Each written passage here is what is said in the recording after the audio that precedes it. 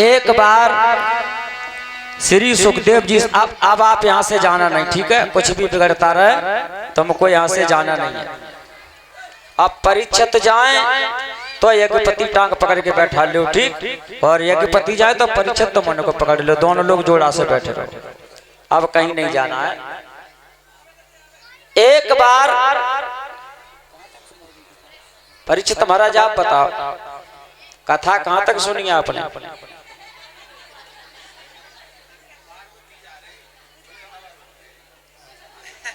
बोले बाबा ढूंढ रहे पार्वती को, बेमान नहीं रही। अब देख लो लड़ाई देवता के घर में है जावत गया है ना। ऐसा देवताओं के घर में भी हुआ है जैसा हमारे तुम्हारे घर में हो रहा है। लेकिन हमें उन्हीं कथाओं से शिक्षा लेनी चाहिए। माताओं बहनों, ये तुम्हारे शिक्षा लेने का विषय है।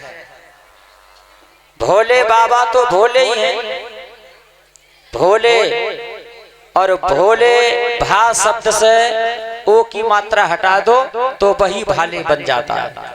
इसीलिए योगी बाबा भी भोले बाबा हैं। जब भगवान के पुजारी हैं, भक्त हैं, तो योगी बाबा कहते हैं एक कंठ में माला और ना माने तो फिर दूसरे हाथ में भाला। माला और भाला, त्रिशूल तो साधु संतन के पास होता ही है। तो इधर दक्ष ने अपने घर पर यज्ञ किया है और सभी देवताओं को आमंत्रित किया है, निमंत्रण दिया है। और सभी देवता दक्ष के यज्ञ में अपने अपने विमान पर बैठ करके जा रहे हैं। इधर कुंभज ऋषि के आश्रम पर शंकर पार्वती सत्संग करने के लिए जाया करते थे। उधर जैसे ही सती ने आकाश मार्ग में देखा है,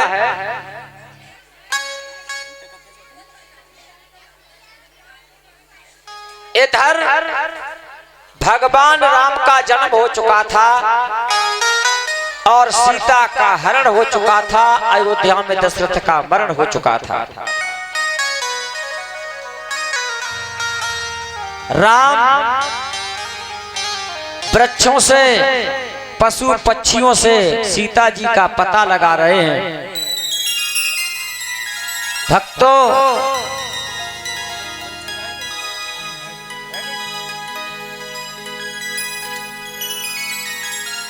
आज क्या होता है, आकाश मार्ग से उड़ते हुए विमानों को देख करके सती कहती हैं कि ये विमान कहाँ जा रहे हैं। तो भोले बाबा समझाते हैं तुम्हारे पिता दक्ष ने यज्ञ किया है और सभी देवता अपने अपने वाहनों के द्वारा उसी यज्ञ में जा रहे हैं। सती ने कहा स्वामी तो मैं भी जाऊंगी। भोले बाबा बोले बिना बुलाए,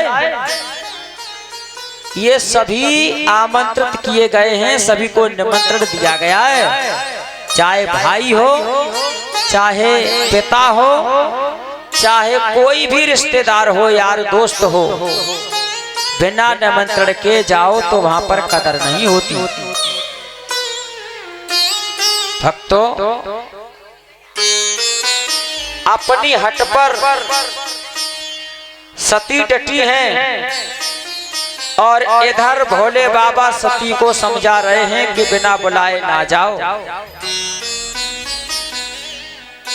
अब यहाँ पर एक शंका होती है, सभी देवताओं को निमंत्रण दिया गया, फिर भोले बाबा तो दक्ष के दामाद थे, अपने दामाद और बेटी को निमंत्रण क्यों नहीं दिया? तो भक्तों बताया जाता है ये दक्ष जहां पर सभी देवताओं की सभा जुड़ी थी, उसमें भोले बाबा भी विराजमान थे और ये दक्ष वहां पर गया तो सभी देवता उठ करके खड़े हो गए और उसका आदर सम्मान किया और भोले बाबा अपने मस्त बैठे गए। इसी बात से नाराज होकर के, अपने दामाद से नाराज होकर के दो चार अपशब्द कह करके चला गया कि ये बड़ा घमंडी है, ये भंग धतूरा हमेशा नशे में बैठा रहता है, ये अपने ससुर का आदर सम्मान करना नहीं जानता। ऐसे शब्द कहकर के दक्ष गुस्सा होकर के वहां से चला गया था। इसीलिए दक्ष ने अपने ससुर अपने दामाद को निमंत्रण नहीं दिया। क्यों को वो यहाँ पर आएगा, वो यहाँ पर भी प्रणाम नहीं करेगा।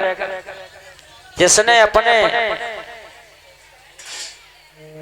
ससुर का आदर सम्मान नहीं किया तो इस घमंडी को मैं निमंत्रण नहीं दूंगा।